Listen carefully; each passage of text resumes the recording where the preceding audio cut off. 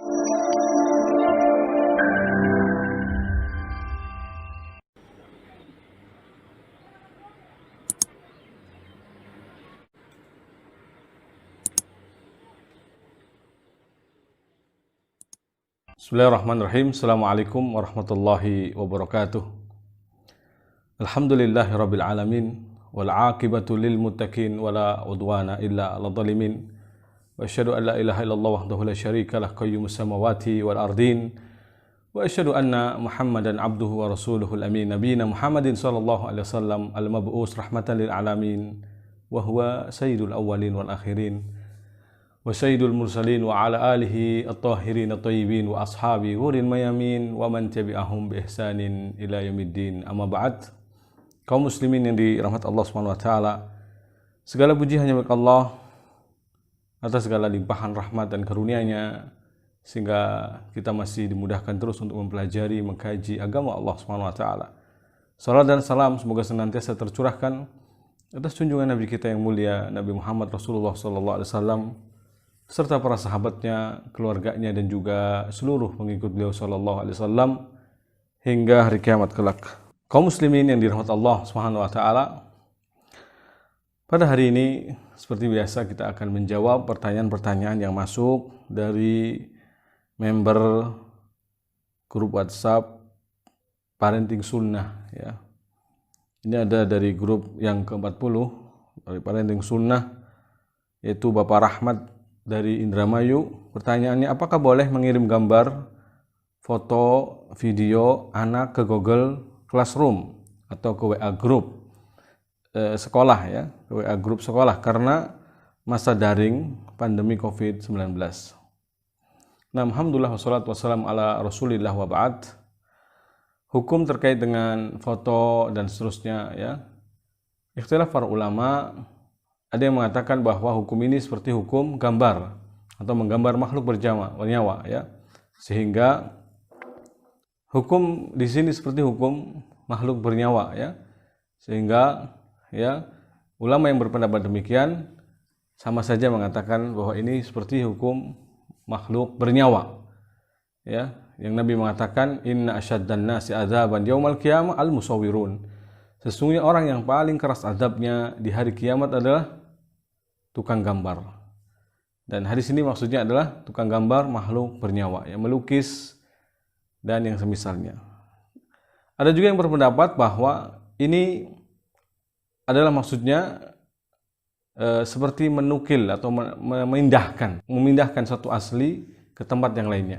Dan ini seperti kiasnya adalah seperti bercermin ya, seperti bercermin. Nah, ini pendapat yang sebagian yang membolehkan.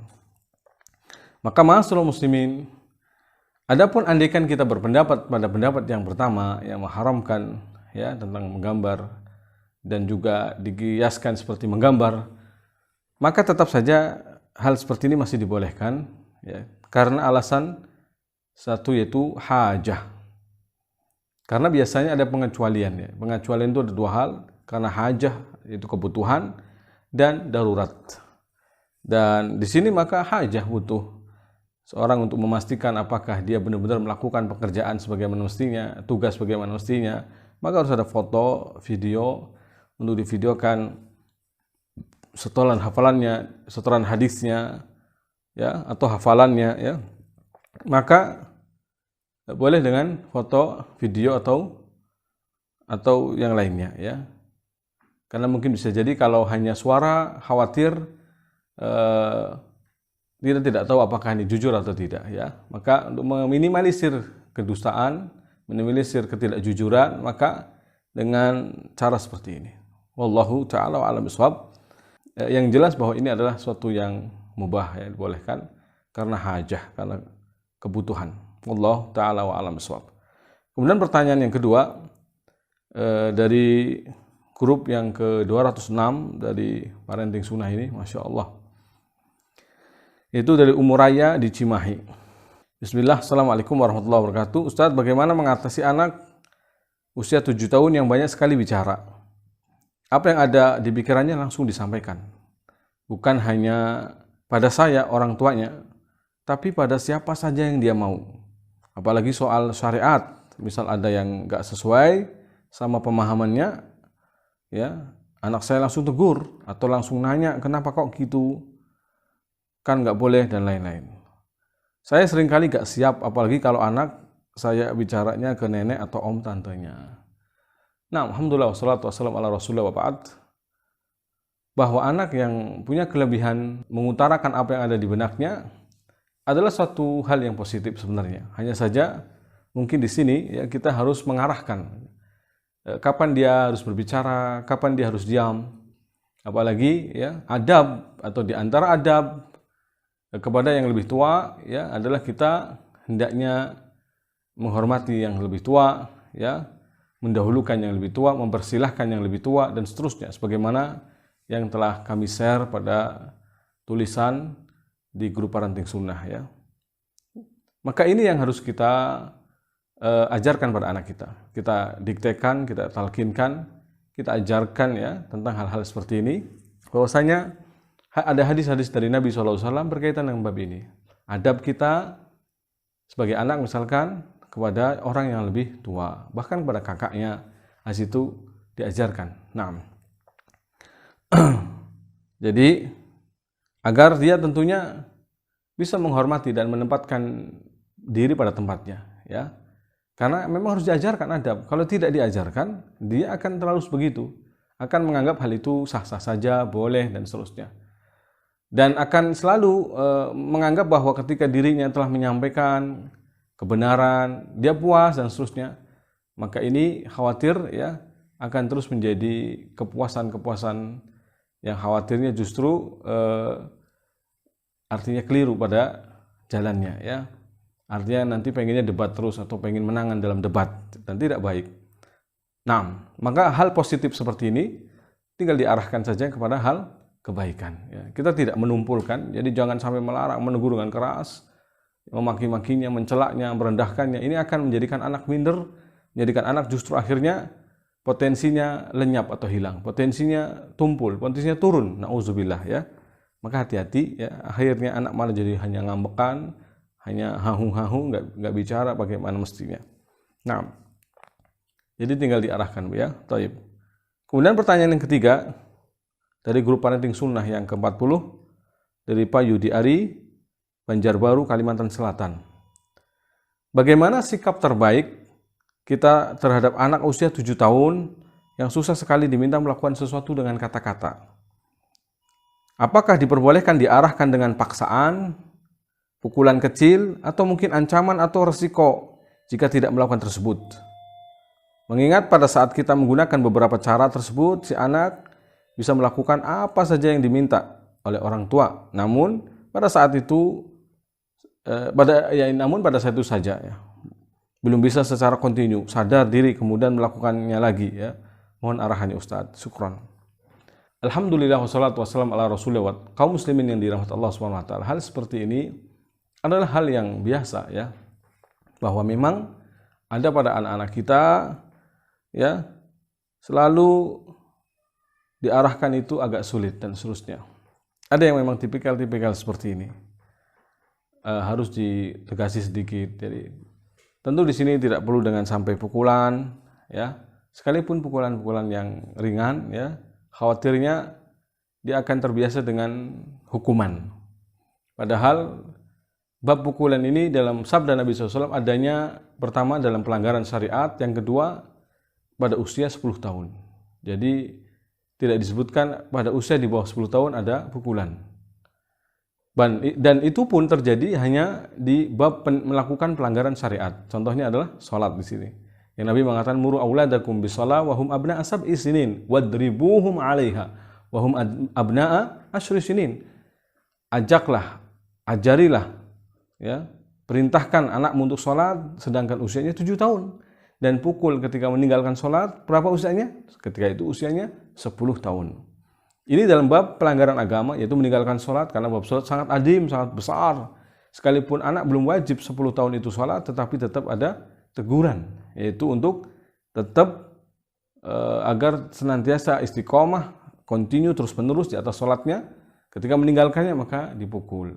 Dan pukulan di sini pukulan yang tidak melukai, tidak menciderai, dan tidak menimbulkan bekas. Tidak boleh di bagian kepala, tidak boleh di bagian hal-hal yang sensitif, ya, yang sifatnya bisa menumpulkan otak misalkan atau merusak. Maka ini yang dijauhi. Maka boleh di kaki dan seterusnya. Nah, maka usia 7 tahun sebaiknya hanya dengan ketegasan, ya, atau mungkin kadang kita kurang memberikan teladan kali, jangan-jangan, ya. Jadi jangan sampai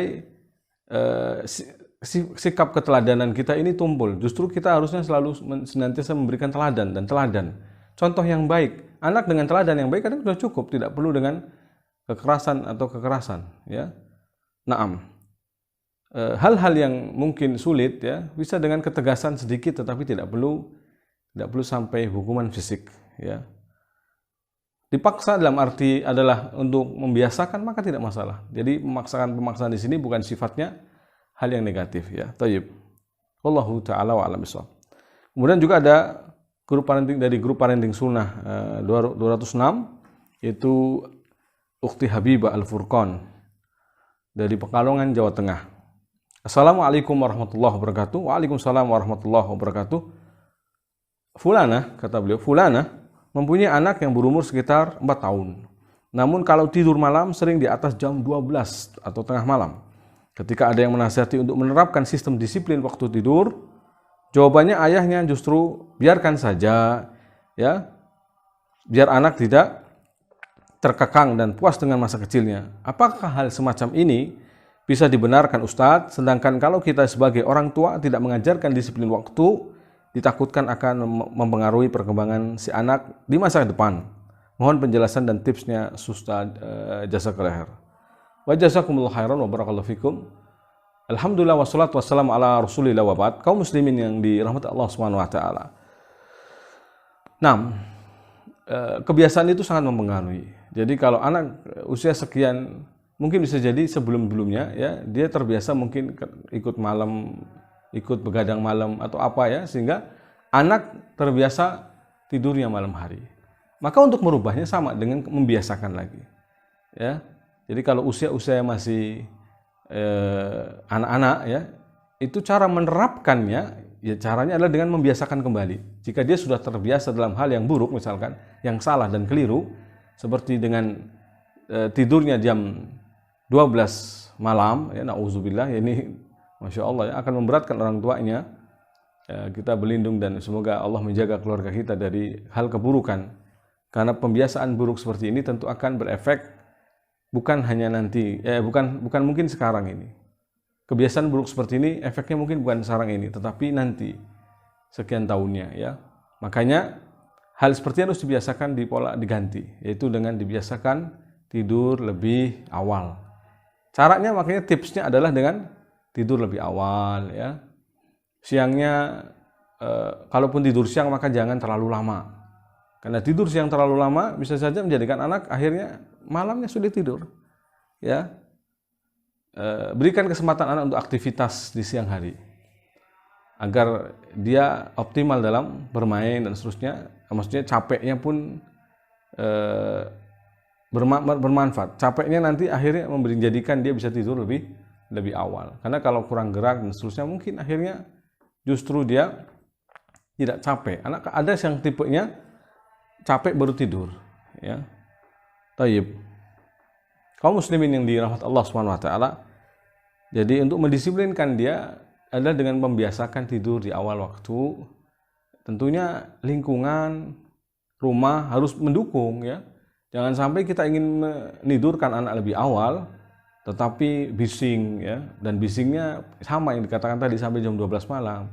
Mungkin tetangga dengan musiknya yang sangat keras, mungkin kumpul-kumpul orang yang bicaranya keras sampai mengganggunya. Ya, tentu ini sangat sulit, ya.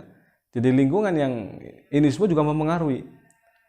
Artinya bagaimana kita akan mendisiplinkan waktu tidur anak sementara orang tuanya juga misalkan tidurnya malam, kemudian biasa gaduh, berisik rumahnya, ya. Selalu nyalain TV keras misalkan, ya, padahal tidak bermanfaat. Nauzubillah, ya, maka di sini perlu dicek kembali. Nah, jika kita sudah berupaya memang rumah sejuk dengan selalu ada murotal atau bacaan ayatnya dari orang tuanya, dari ayahandanya, dari bundanya, maka ini sangat baik. Tapi kalau bukan dari bacaan mereka, mungkin bisa dengan murotal, ya, dan seterusnya. Jadi usahakan jangan bising tentunya. Usahakan jangan istilahnya menjadikan ya gaduh lah. Jadi anak akhirnya tidak bisa juga tidur lebih awal waktu. Nah, lingkungan sangat berpengaruh. Wallahu taala alam bisawab. Kemudian di sini Ibu Erta Umu Kanaya dari Surabaya curhat panjang ini ya. Ya, singkatnya ya. Atau kita bacakan ya, bacakan aja. Ana single parent punya 2 orang putri yang alhamdulillah sama-sama sekolah sunnah. Yang pertama sudah usia atau kelas 9 dan yang kedua kelas 3 SD. Yang Ana tanyakan kenapa anak-anak lebih senang dan semangat bermain daripada disuruh menghafal, murojaah Al-Quran. Ana sudah berusaha lemah lembut ketika menyuruh menambah hafalan karena itu juga merupakan tugas dari sekolah. Dilembutin, kok anak ini tidak melakukan tugasnya. Tapi ketika kasar atau dimarahi, dia cepat melakukan tugasnya. Sebenarnya anak tidak mau seperti ini, mengasari atau memukul anak ketika ibadah atau yang berhubungan dengan ibadah. Dan bedanya tegas dengan sikap keras itu seperti apa? Dan apa yang harus Anda lakukan untuk anak-anak ini supaya ketika anak bersikap lembut, dia cepat bergegas mengerjakan tugasnya, terutama ketika menghafal Al-Quran dan memurojah Al-Quran. Tapi ini pertanyaan terakhir ya. Masyaallah muslimin yang dirahmati Allah Subhanahu wa taala. Alhamdulillah wassalatu wassalamu ala Rasulillah wa ba'd. Jadi kesulitan-kesulitan yang seperti ini memang terjadi pada umumnya ya. Kalau kita lihat ya, mereka kenapa sangat sulit untuk ikut atau sangat sulit untuk mematuhi orang tuanya dalam hafalan-hafalan dan seterusnya. Pertama bisa jadi karena lingkungan. Ya, lingkungan sangat berpengaruh. Sekarang bagaimana dia akan menghafal sementara anak-anak yang lain ya istilahnya pada lari-larian dan seterusnya, pada bermain, kurang kondusif. Atau di rumah sendiri ketika daring seperti ini, kemudian rumahnya kurang dibuat kondusif. Maka buatlah rumah kondusif. Jadi TV-nya dimatikan, suara-suara apa kemudian dimatikan, yang ada adalah pembelajaran dan pembelajaran. Biasakan di rumah ada perpustakaan rumahan atau perpustakaan pribadi. Sehingga yang nampak adalah bahwa rumah ini rumah ilmu. Ya. Jadi kalaupun ingin kita membiasakan anak untuk menambah hafalan, murojaah hafalan, ya kitanya juga harus ikut murojaah dan menambah hafalan. Biasanya memang kalau kitanya nggak ikut, ya anak juga memang abai. Karena ya nggak ada contoh, nggak ada teladan. Jadi kita memang juga harus pegang Quran, baca, meskipun mungkin kita tidak menghafal. Kita hanya baca Quran, ya, atau ikut baca Quran, ya. Sehingga anak juga akhirnya ikut sama murojaah dan seterusnya. Kita tungguin intinya, kita tungguin anak untuk seperti itu. Atau ya kita dengarkan agar dia murojaah di depan kita. Kita dengarkan di depan kita. Ya. Kalau seperti ini tidak bisa juga, maka jadikan kesibukan yang ada di luar itu seolah-olah tidak ada. Kita bikin bahwa yang ada adalah hanya kegiatan ini dan ini. Sehingga anak tidak akan memilih kecuali ini. Ya. Atau diberikan janji yang jelas harus kita tepati. Kalau kamu bisa menyelesaikan ini dan ini, baru boleh silahkan bermain. Ya, misalkan mainannya ada mainan-mainan yang bagus, yang mendidik dan seterusnya yang ada di rumah. Nah, ini kita katakan, kita kasih janji, kita kasih solusi, ya, bahwa kalau kamu ingin bermain, maka selesaikan ini dulu. Kalau ini sudah selesai, baru boleh main. Nah, ini kira-kira anak akan tambah semangat itu. Ya, atau motivasi-motivasi lainnya, ya. Kalau kamu bisa lebih cepat mempercepat hafalanmu, tambah hafalanmu dan seterusnya, maka akan ada bonus dan seterusnya. Tapi yang seperti ini, kalau sifatnya duniawi, para ulama kita menyarankan agar tidak sering mengatakan seperti ini. Karena khawatir anak terdidik, dia terbiasa untuk segala sesuatu diganjari dengan duniawi. Ya, harus misalkan dibelikan sepeda kah, atau dengan dibelikan buku kah, atau diajak jalan-jalan kah. Ini semua ya untuk diminimalisir, justru janji-janji seperti ini. Justru berikan janji-janji akhirat, pahala-pahala akhirat, ya. Sehingga anak termotivasinya adalah karena pahala akhirat. Yang Nabi SAW mengatakan, al-mahiru bil Quran ma'asafaratil kiramil bararah. Walladhi yatata'ta wa huwa alaihi syaq falahu ajran. Nabi mengatakan orang yang mahir hafal Al-Qur'an maka dia bersama para malaikat, ya, utusan-utusan Allah Subhanahu wa taala yang kiram, mulia lagi, bararah lagi baik. Dan orang yang terbata-bata membacanya maka 2 pahala. Ya, pahala kesulitan dan pahala membacanya itu sendiri. Kemudian berikan juga motivasi seperti hadis-hadis yang lainnya, ya. Seperti kalau hafal Quran akan memberikan mahkota untuk orang tuanya, ya. Kamu adalah nantinya akan bermanfaat tentunya, ya. Ibu ingin kamu seperti ini, ayah ingin seperti ini, ya. Jadi dia akan termotivasi. Ada banyak pahala, ya, keutamaan bahwa membaca Quran, bacaannya akan menaikkan derajat orang di surga. Iqra wartaqi, Iqra warattil wartaqi fa inna manzilataka inda akhiril ayah taqrawha. Bacalah dan tartilah dan naiklah kedudukanmu di surga, karena sesungguhnya akhir kedudukanmu di ayat yang kau baca, di akhir ayat yang kau baca. Inda akhir ayat taqrawha. Karena sesungguhnya kedudukanmu pada akhir ayat yang kau baca. Iqra warattil wartaqi fa inna manzilataka inda akhiril ayat taqrawha. Baca, ya, tartilah dan naiklah kedudukanmu di surga, karena sesungguhnya kedudukanmu pada akhir ayat yang kau baca. Atau hadis-hadis yang lainnya. Jadi tentu sangat mendorong anak untuk motivasi anak. Selalu diingatkan tentunya. Kadang lupa memang, ya. Kadang lupa dengan keutamaan-keutamaan seperti ini. Jadi boleh sekali-kali diberikan kelebihan atau bonus-bonus duniawi, ya, seperti dibelikan sepeda dan seterusnya. Tetapi jangan keseringan, kata para ulama, karena khawatirnya segala sesuatu ditukar dengan duniawi, sehingga dia tidaklah nantinya bekerja atau beribadah pengennya ada balasan duniawi. Nauzubillah. Nah, ini khawatirnya, ya, sudah tertanam, terdidik dengan hal-hal seperti ini, selalu pamrih akhirnya. Nauzubillah. Maka yang penting adalah menanamkan untuk cinta akhirat, cinta Quran, keutamaan Quran ini harus diulang-ulang disebutkan, ya.